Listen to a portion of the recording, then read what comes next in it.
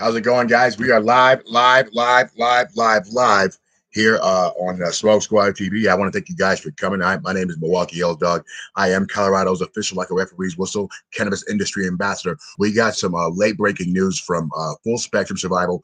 You know, they're bringing you all the late breaking news that you need to know to keep your family safe and yourself safe. So we're going to go live right now. We are live on YouTube right now, but we're going to go live with Full Spectrum Survival has to say. So if you guys didn't know, now you know. Oh, let's go. Here we go. It is titled "It's All Falling Apart." To a world-changing disaster and apocalypse, the more intimidating my mustache becomes. I Told don't know you. if there's a That real mustache was no correlation good. there, but what I do know is that we are seeing multiple events overlap across our world right now. And you can bet your last bullet that things are changing quickly. I want to welcome each and every one of you here to Full Spectrum Survival, bringing you the news that you need to know. Headlines, not just from America, but from around the world. We bring them to you here every single day so that you and your family can make good and actionable, informed decisions to get ready for the unknowns of tomorrow. Now, while everyone has been worried about the $200 billion collapse of the SVB Bank, there's a bigger crisis forming. The total U.S. government debt is expected to hit $50 trillion within the next couple of years. The annual interest on that debt will be over $1 trillion. Now, currently, the U.S. government makes $4 trillion in revenue per year. That means 25% of the U.S. government revenue will go just toward interest. When you take out defense spending, 31% of revenue will go toward just interest. Cheers. This is while interest rates are raising at their fastest pace Gotta follow some YouTube rules. Hold on. We have a real disaster forming. But you can forget about the losses on securities when you can look at what really happened at the Silicon Valley Bank's collapse. It's a cash burn. Money-losing companies, or companies that were not profiting, that banked with SVB, they were taking money out of SVB to fund their normal everyday operations and get their employees paid. They required unending loop of venture capital funding, and then it stopped. As the never-ending loop of venture capital funding slowed down to a trickle, the cash balances inside these companies who banked with Silicon Valley Bank, they started to dwindle. They suffered a deposit outflow for all of 2022, and only then did what was happening behind the scenes of SVB become a real problem. Now, of course, I'm sure that you have seen a lot of information on it. You know that they had an absolutely horrendous risk management team. Now, isn't it funny that the leader of SVB was also on the Federal Reserve Board, and the same guy who dropped us down the 2007 through 2009 crisis? But this is a bank with the same holdings that banks, in oil companies in Texas. They run a whole bunch of different schemes, and they have allowed us to enter into our next financial, basically, trench. The Federal Reserve's massive rate hikes have been a source of the losses, improper movements of the HTM portfolio, lack of hedges. This is what is being called by economists dry kindling. It allowed this fire to get started. They know that this is literally just the beginning, and you're going to see contagion here.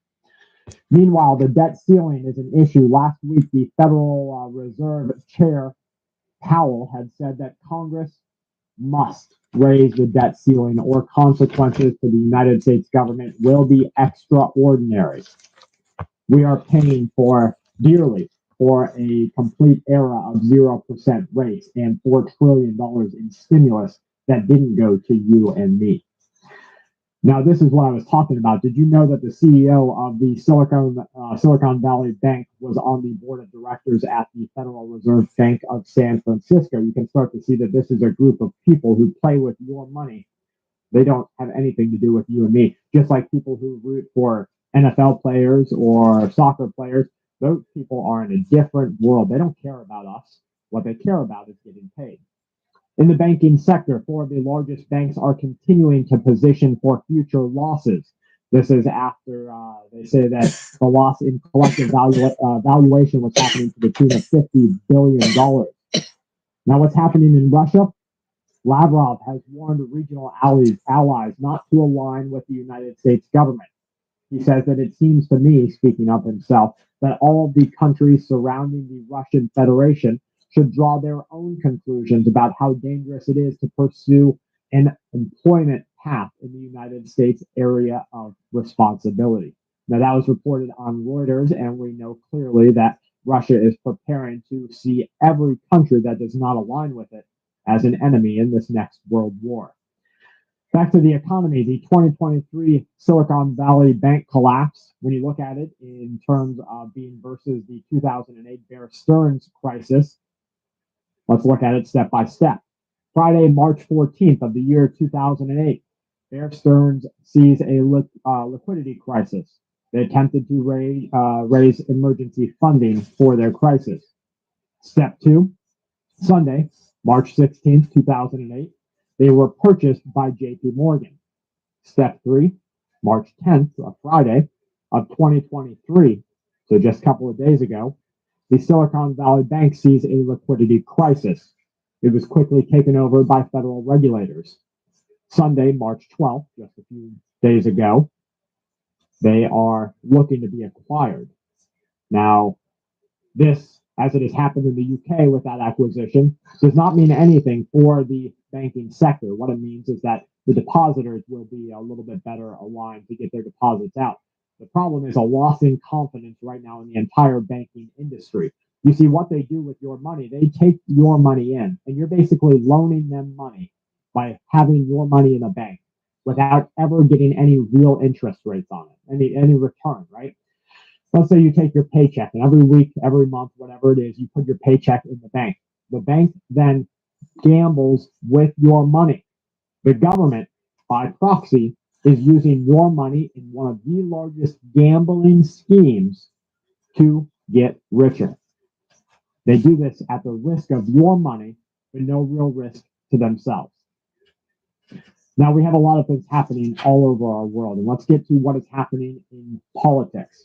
The Mexican president has responded to claims by the different Republican speakers saying that we are being invaded by Mexico. The president has said this quote, "We don't accept. We are not a protectorate nor a colony of the USA. We," he says, speaking of Mexico, "do not receive orders from anyone. Mexico is a free, independent, and sovereign country." Now, as that starts to sink in, you can draw a correlation there between Mexico's verbiage, the verbiage of the Mexican president, the words that he uses, and the verbiage that is used by Russia, the verbiage that is used by Iran, the verbiage that is used by China. And what they each say is their sovereignty and their independence is at contrast with the United States of America and the hold that the United States of America has had on the rest of the world for the last near 100 years. This is a new world order rising. One of the most dangerous parts of this is if we see Mexico so close to the United States of America, actually touching the United States of America as Russia touches Ukraine, become misaligned to the USA. It will, at some point in time, be part of the Russian and Chinese plan to align themselves with Mexico. Now, there's such a disdain for Mexico in the USA and in the US government that you won't likely see any sort of coordinated effort that thwarts this sort of invasionary planning. Listen to what the Mexican president had said once again. "We don't accept. We are not a protectorate nor a colony of the USA. We do not receive orders from anyone. Mexico is a free, independent, sovereign country."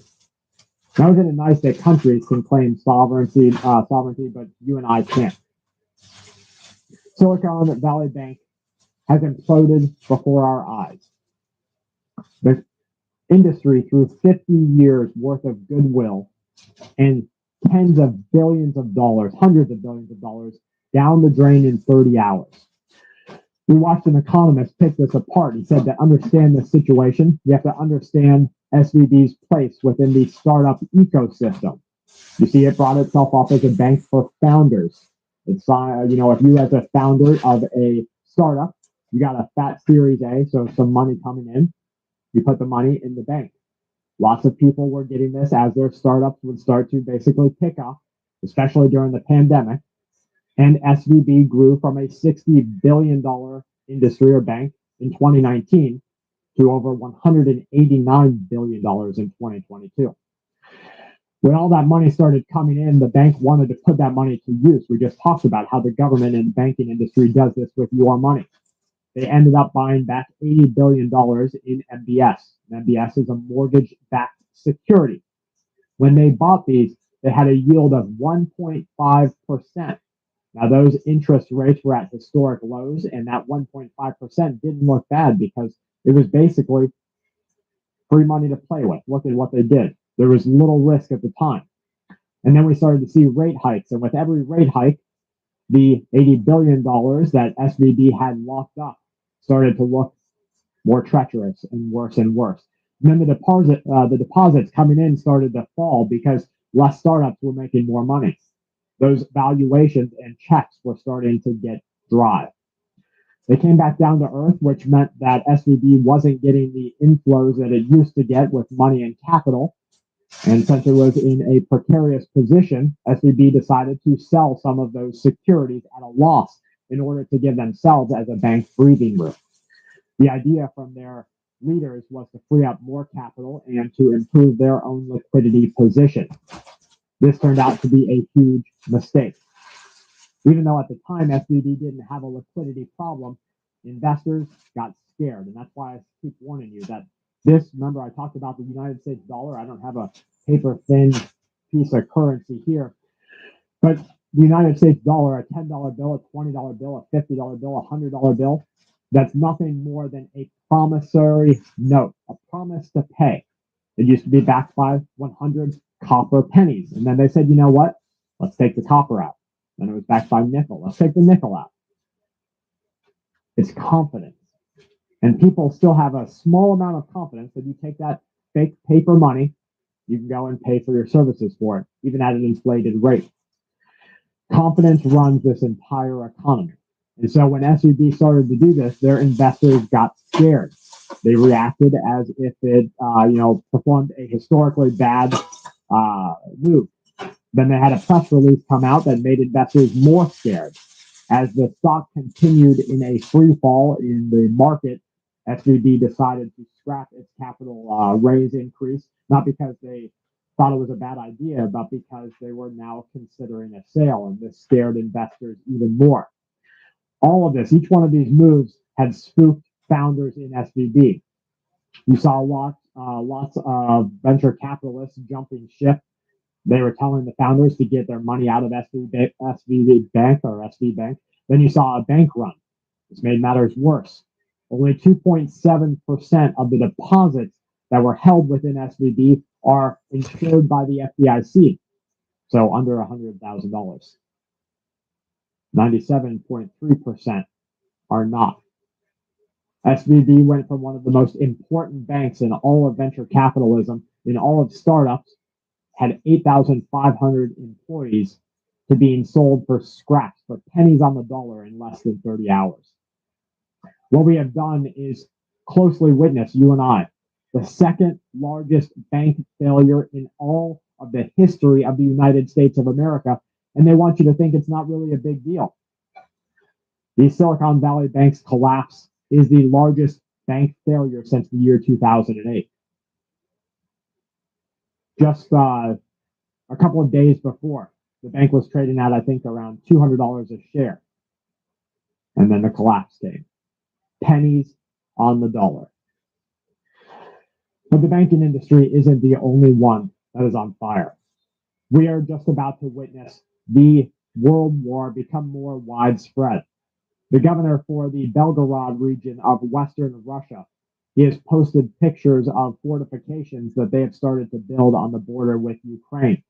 The line of fortifications is now known as the Notch Line. It has trenches, barbed wire, anti-tank barricades because they say that Poland is going to back up Ukraine very soon. Why are they doing this? They're doing this because we are in a financial crisis, and when you lose money, governments always go to war. You have to think back like you're a founding father of a country back in the old days, right? Where the people would meet on the front lines and you have wars between countries at the order of a general. The only way they used to get rich is to take it from someone else, take their actual physical wealth. You would loot and plunder, take over, and become that country. That's how they're doing it again. They're looting and plundering and taking over other countries. The United States is not a savior here.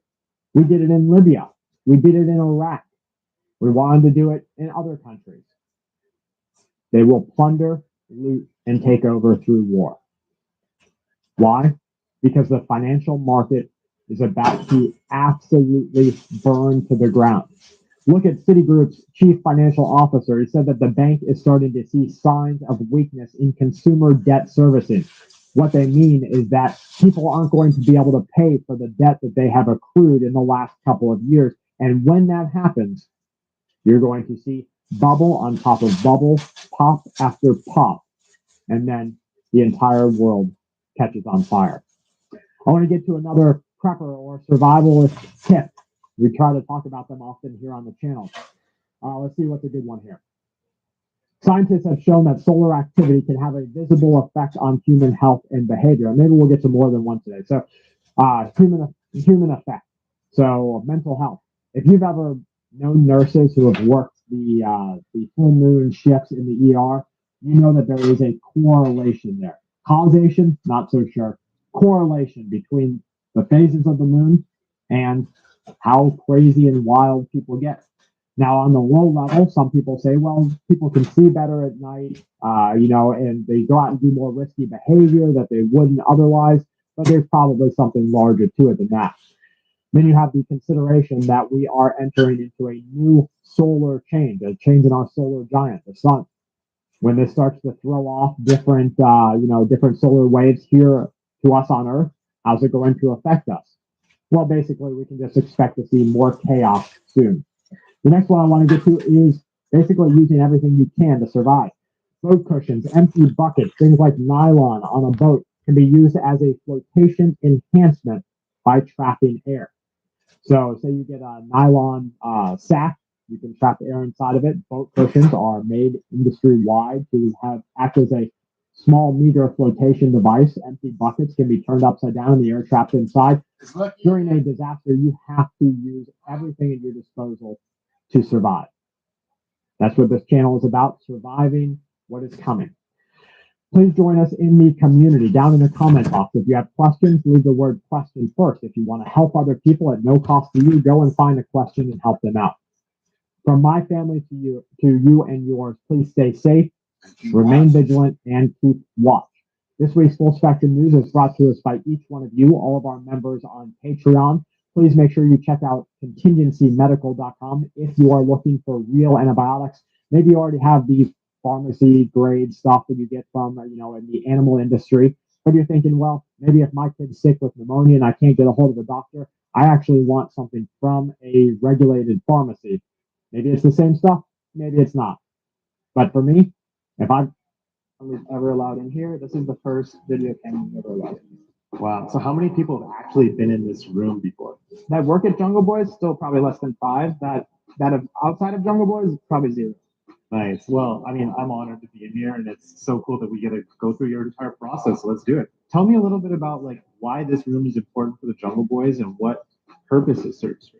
So the tissue culture lab isn't the end-all be-all, but it's a tool we use in the nursery to keep everything on point. So we utilize the lab for sterility and for just the types of equipment we have here to make sure the moms are always as clean as they can be. The nursery itself has to have beautiful facilities for those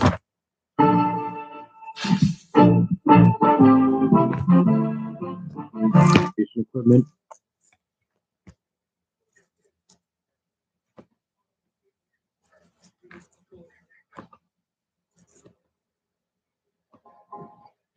Hey, this is Nick Morin with Growers Network in Canna Cribs. Welcome back to the second episode from our road trip out to SoCal, where we. And then you also want to implement a venting system to where it allows airflow to go into the trays at a slow pace, though. So if you do it too quickly, you're going to shock out your clone. And then as it progresses, it'll open it a little bit more. Now, towards the end of them being in the trays, before they're getting down to the bed, I'll actually lift the lids a bit to allow more airflow in. And a couple days prior to going down into the bedrooms, I'll actually remove the lids completely, so that way they have a chance to acclimate to the fresh air. Got it. Okay, because I know inside of those domes as clones, when there is that much kind of water in like a grow dam, it'll be like 90, 100% relative humidity. Right. So what do you guys keep this room at in terms of relative humidity and temperature that they will get kind of acclimated to? As far as your humidity levels, it's roughly about like a mid-60s to 70% humidity in here. Temperature-wise, anywhere between 75 to 80 degrees in here. Mike, so I see all these racks. They look beautiful. They're clean. They're uniform. We're talking 200 clones per level, 800 clones per rack. And it looks like you guys are doing about 6 inches here, and the clones are probably about 5 inches, so maybe leaving 2 inches for growth. Right. Definitely. You don't want your clones pressing on your lids. You have to worry about rot. Mike, thank you for letting me invade your space and teaching me all about propagation here at Kings Garden. No problem.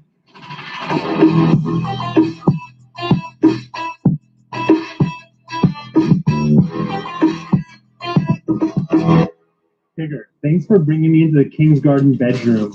How many plants do we have in here? At any given moment, we're running 2 cycles of plants in here, which will end up in our flower. There's usually at least 4,000 plants in here. Kicker, how are you keeping all these plants healthy in this room? What's your strategy?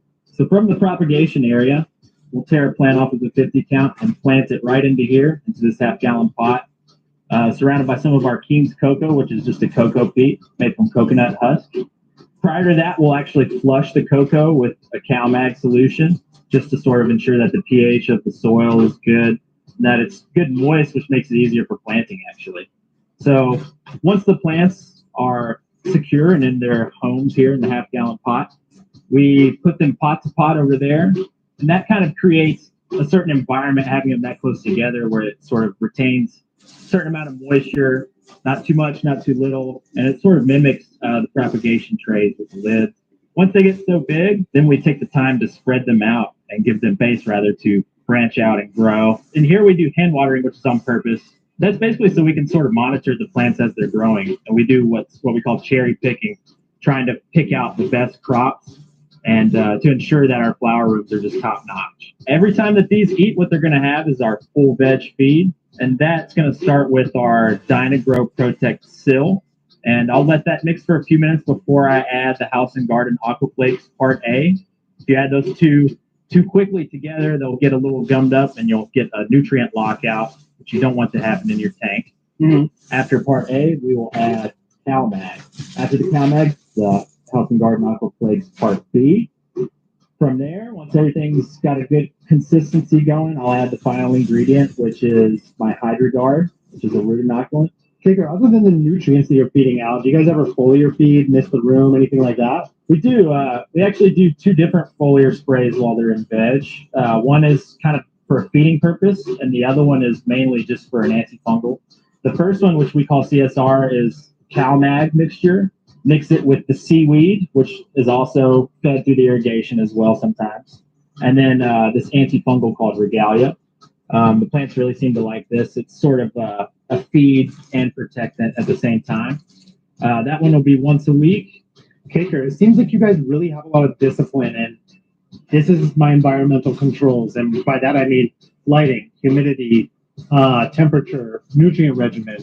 And if something deviates from that, even if it's a strain that, let's say, consumers are demanding, you say, you know what, it doesn't fit the way that we do business here in terms of those environmental controls, where you got to take it out. So we've worked really hard on our recipe and regimen here, using House and Garden and other products.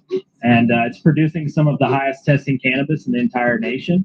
And we like to stick to that regimen. And unfortunately, if the plant doesn't fit well with that, then we're gonna have to stick to our guns and cut them loose. Kicker, what about time and room? When plants come into here, how long are they hanging out in bed? 2 weeks propagation, 4 for veg, and then 8 weeks for flower, every strain. Got it. So if a strain needs a 10-week flower, then it's a strain that's not for King's Garden. Exactly. Yeah. Kicker, thank you so much for the time. I think next up is the flower. Go for it, man. Enjoy it.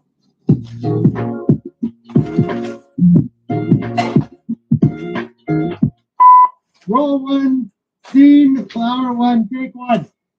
I don't know what the fuck I'm doing. Tyler, we're finally here. A flower room of King's Garden, and it is loud. I mean, we have probably 24 drum fans, maybe 15 of them in this room. The air's flying around us, and these buds are looking phenomenal. Now, these are your babies, Tyler. So let's go into your history cultivating cannabis and how it's led you to King's Garden and managing all this crops. I've been cultivating cannabis for about 10 years now. At a large scale, I've been doing it for about 7 years, kind of all around California, between Orange County to here in Palm Springs. I don't even think I can keep track of how many buildings you guys have. Can you? Yeah, so we have, for cultivation, we have 9 cultivation facilities, a total amount of grow rooms between flowering and veg, 54 rooms. Wow. Okay. So this room in particular, I mean, I think I see you guys are running 1,000-watt HPSDEs. Mm-hmm. And what are you guys using here? So we use Gavita light fixtures, 1,000-watt, double-ended. We've used them since basically they started. We've always had solid results from them, and that is why we won't steer away from Gavita to use a different light fixture. They're right around 6-7 feet above canopy. That's usually where we try to keep it. The lights are running about 12-13 feet, and our tables are about 3 feet off the ground. Your plant is going to vary anywhere from 3 to 5 feet high. Okay, got it. And so I'm glad some of our friends at Summer Blue Optics were able to send some of these down for you and your crew. They're really good when you have a flower room that is this bright. Basically, they block all UV, and I just basically use them in every grow off I go into because I spend too much time in grow off. Like, I don't want to lose my eyes when I'm 60. You and I both, brother. You and I both. It allows a lot of the color to pop a lot more. At the same time, they're very fashionable. They're very efficient. I like them a lot. So rolling benches, I know that these are kind of like basically a standard in commercial cultivation if you want to be efficient in your square footage of any facility. What benches are you guys using here? So we use GGS benches, custom fit to whatever size of the room that we're building. They're very sturdy. They lend you a lot of support for our plants. Very easy to roll. It doesn't matter how many plants or how long the bench is. So we're able to fill this whole entire room and make our walkways when needed, whenever we actually need to get into the room to be able to do something. It's the only rolling bench that we use. And I'm seeing that, in bed, we were talking with Kicker. He was doing a lot of hand watering, but at the scale you guys are doing for flowering, I mean, you guys really have to automate flowering. Absolutely. We actually get better results from doing so. So what we do is in the vegetative state, we're going to spot hand water our plants. That is going to allow us to get an even moisture level across every single plant. So by the time that we're coming into our flowering room and we lay out all of our pots and fill them with all of our King's Cocoa, we're going to do a full freshwater drench with some biologicals, some nematodes to battle any potential pests that might occur during the flowering cycle. From there, every single plant is going to have an even moisture level because of our Netafim spray stake emitters. You were talking about this transition that you guys do at King's Garden. Nothing is like a light switch. It's all basically progressive. Correct. Let's talk about that. Yeah, so we kind of baby every single step. We let everything acclimate from our environment to our feed to our actual transplants. So from that half-gallon pot, we are then going to come into the flowering room after a harvest. So we'll harvest the room, we'll completely scrub, sanitize. From there, we're going to transplant our half-gallon pot into our 3-gallon, and we're going to let that acclimate into this new environment. It's got more airflow. We're going to start tailoring the lights, the wattages up on the lights just a little bit every single day until we reach that 1-week period. At that 1-week period is then we're going to flip the light cycle from 18 hours and 6 hours of light and darkness to 12 hours of light, 12 hours of darkness, then telling the plants, hey, it's time to start producing your fruits. We're in flower now. And then from there, we'll start tailoring down our temperatures accordingly and tailoring up our feed. Not a lot of people are doing that, dropping their temperatures pretty drastically as the flowering phase goes on. Can we touch base on that a little bit? Of course. So once you understand vapor pressure deficit, VPD, you're trying to duplicate nature indoors. So what's happening outside when you're trying to grow a cannabis plant? You're going to start, and in that season, it's going to be hot and humid. By the time you're ready to harvest that plant, it's going to be cold and dry. So we're trying to mimic that same exact thing inside. The only thing is we have a better ability of being able to do that because we have full room control. We have tons of air conditioning. Because we're here in the desert, we usually run about half a ton of AC per 1,000 light fixture. And with that, we'll start tailoring down our temperatures as the plants become more mature and they get into a stage like this. So where we're actually, on the last week of flower, deep into a negative VPD, vapor pressure deficit, where it's freezing cold at night, because now at nighttime, our ACs usually would not be running, which is the biggest dehumidifier in your room. Your DHUs now have an extra helper. So we use nighttime stats on our air conditioning, which allows the ACs to keep running, to keep the room nice and cold in its night cycle, and to suck all that moisture out and to drop those temperatures. What we're achieving by doing that is we're getting these really, really nice colors in a lot of our flowers. We're getting a deep, dark purple in a lot of our strains. And with that, we're also getting extremely high test results because we're shocking these plants out a little bit in their very last week of its flower stage. So it's actually lending to higher test results across the board. That's rad. I am thoroughly impressed with your guys' flowering room. This has been, for me, like a kid in a candy store. So I can't thank you enough. Absolutely.